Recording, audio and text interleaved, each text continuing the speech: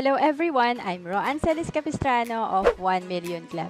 Kung bago ka pa lang sa channel ko, make sure to subscribe and hit the notification bell para lagi kang updated. Yan, so natatanong natin yung sarili natin, nag-overtime naman tayo, no? Masipag naman tayo, and kahit holiday pumapasok tayo, pero parang bakit wala pa rin tayong naiipon? And OFW man tayo, parang natatanong din natin sarili natin, kumikita naman tayo na malaki, parang ganun pa rin, no? Same din dun sa nasa Pilipinas tayo, pareho lang din yung gastos natin, konti lang din yung naiipon natin or wala tayong masyadong napupundar. So yung iba meron pang utang. And dumadating din sa point na magta-30 ka na, 40 or 50, parang ang bilis lang, pero kahit natrabaho ka naman na trabaho, masipag ka, manager ka pa, parang wala pa ring progress sa financial. Yun yung naiiwan, no? Kaya importante, kahit isang oras, magbigay tayo ng time for financial planning. So especially kung may spouse ka na, sit down with your spouse para mapag-usapan yung plano when it comes to financial. Kasi wedding plan, nagagawa, birthday, nagagawang magplano, travel, nagagawa. So ito yung nakakalimutan. So una, dapat tanungin natin magkano ang total na iipunin. So may goal tayo. So mag-sample tayo. Kung at the age of 30, no? Ngayon ka pala nagsisimula na mag-ipon or mag-invest, and then ang target mo mag-retire 50 years old. So tanungin mo lang sarili mo, ano nang edad mo ngayon na magsisimula ka pa lang, and ano yung target retirement age mo. So dito sa computation natin, may 20 years ka pa para mag-ipon. Kung kumikita ka ng 25,000 per month, ang kinikita mo kada taon is 300,000 per year. Gusto natin yung kinikita natin ngayon, yun din ang kikitain natin pagka age 50. So i-move forward na natin, no, na in the future dapat ito rin yung kinikita mo. So, ang target, kumikita ka pa rin ng 300,000 per year, pero this time, passive income. So, ang gagawin natin, magkano yung dapat na retirement fund ko? So, ito yun, 300,000 divided by 10%, magiging 3 million. Ibig sabihin yan kasi, kung may 3 million ka, halimbawa, nakaipon ka na ng 3 million, pagka-age mo ng 50 or before age 50, kumikita yan halimbawa ng 10% kada taon. May 300,000 kang passive income kada taon. So, na-hit mo kung ano yung kinikita mo na nung nagtatrabaho ka pa. So, again, may 20 years ka pa para mag-ipon ng 3 million. And, pwede tayong mag-aral about dun sa financial calculator. So, meron akong tutorial kung paano gamitin to sa bit.ly/fcalculator. Mamaya, bibigyan ko rin kayo ng idea. So, again, kung gusto natin makompute, magkano ba yung sapat na retirement fund?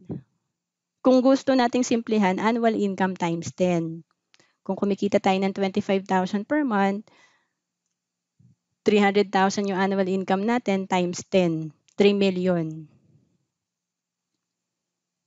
Kung gusto natin ng safe na retirement fund, annual income times 20. Kasi i-consider pa natin yung mga inflation or pwede rin namang hindi 10% ang kikitain ng pera mo.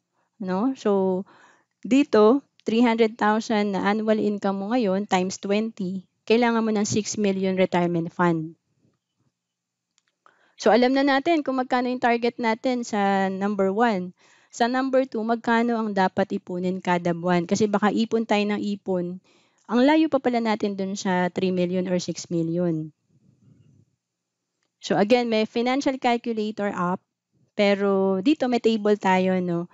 Halimbawa, 3 million yung target mo after 20 years sa kaninang sample natin.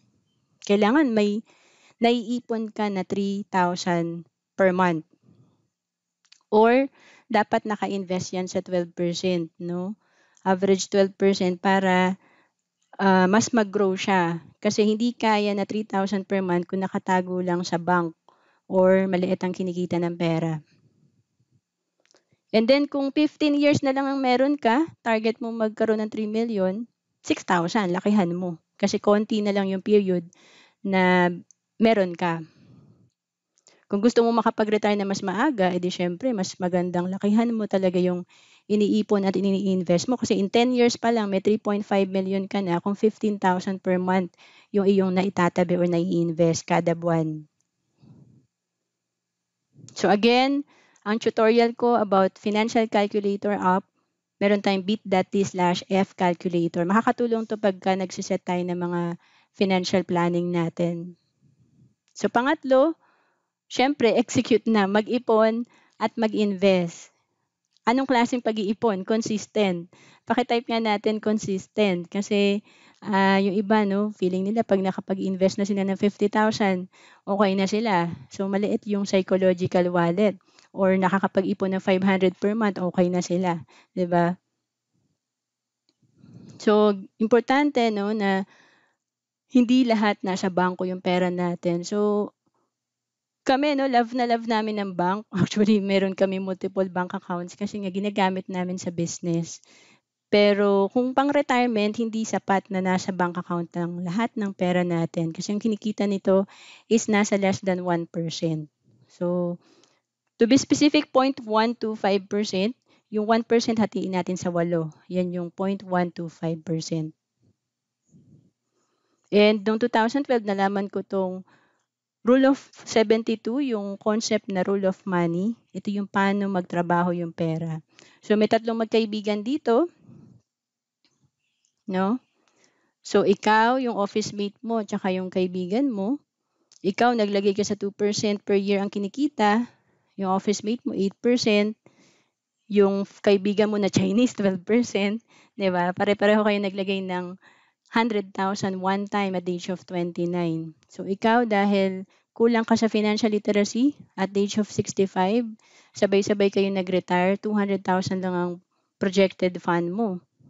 Yung office mate mo at the age of 65, 1.6 million.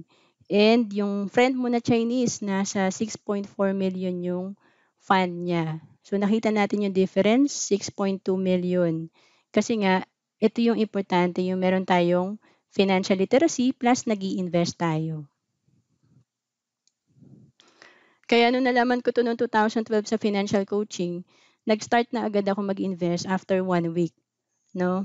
Kasi may trabaho pa ako that time, so nagkaroon ako ng time within that week, in-execute ko agad siya. So, naglagay agad ako sa mga investment. And kung kulang naman yung sinesave natin, pwede nating gawin na magkaroon tayo ng other source of income. So, pwede kang maging financial educator kagaya ko dito sa IMG. So, kami mag-asawa, ito na yung ginagawa namin and ang maganda rito, nakakatulong ka pa sa iba kasi tinuturuan mo rin silang mag-save, mag-invest, or kulang ang kinikita, pwede rin mag-business. So, ito yung company, International Marketing Group or IMG. And makikita natin dito, total financial solution na. Kasi lahat ng kailangan natin sa financial, nandito na, kapartner na ni IMG. So to know more about IMG, meron tayong mga benefits dito na makikita sa bit.ly/enroll in IMG. So pag mag-i-invest tayo, importante i-consider natin tong mga to, no? Can it potentially grow? So, ang hirap naman na walang growth yung pera mo kasi kahit na sobrang sipag mo mag-ipon, 'di ba? Hindi mo na ma-maximize yung time. Does it have guarantee? So, ito yung mga hindi magne-negative. Siyempre, gusto natin hindi naman naka-risk yung pera natin, no, na ayaw natin, usually conservative tayo, ayaw naman nating lugi lahat, no? And does it have healthcare? Does it have protection? So, kaya importante, paglalagyan natin lahat ng kung ano yung mga facilities na pwede, no? Hindi lang sa isa, like, hindi lahat sa real estate. So, halimbawa dito, sa bank and bonds, naglalagay tayo para sa mga emergency fund natin kasi dito, guarantee, hindi magne-negative, makukuha agad natin. Ngayon, nag-i-invest din tayo sa mutual fund, stock market kasi dito may growth. no, ang pera natin. Pero again, pwedeng malugi ka kaya dapat long term ka ang perspective mo, no, long term kasi pag short term lang pwedeng lugi ka. And pwede nating gawin din, mag-invest tayo sa PDF Most 18 kasi ito, may growth, hindi magne-negative yung pera natin, may life insurance na affordable, wala lang siyang healthcare. So ako, ito yung sinimulan ko noong 2012, yung Kaiser, kasi dito may growth, yung pera natin naka-invest, guarantee siya, hindi magne-negative, may healthcare tayo dito, and may protection or life insurance. So again, 3-in-1 ang Kaiser, may healthcare, life insurance, at investment. So at the age of 30, mag-sample tayo kung kumuha ka ng Kaiser, ang budget mo 30,000 per year. So again, 7 years to pay si Kaiser. So 30,000 times 7, 210,000 yung contract price or ito yung total na binayaran natin. Sa total na binayaran natin na 210,000, pwede natin siyang makuha after 20 years, withdrawable. So, ang projection niyan after 20 years, 583,000. So, kung makikita natin, halos naging triple yung fund natin. And may option tayo at the maturity, no? At 20 years, no? After 20 years, may option tayong hindi natin kunin yung pera natin. So, pag di pa natin kinuha yung fund natin, kikita pa rin yan ng 3% to 10% and may healthcare pa rin tayo. So, dito ang projection, 10%.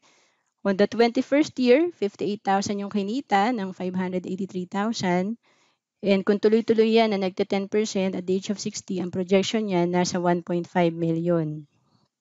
So, ibig sabihin na pag senior ka na, no, kumikita to halimbawa ng 10%. 10%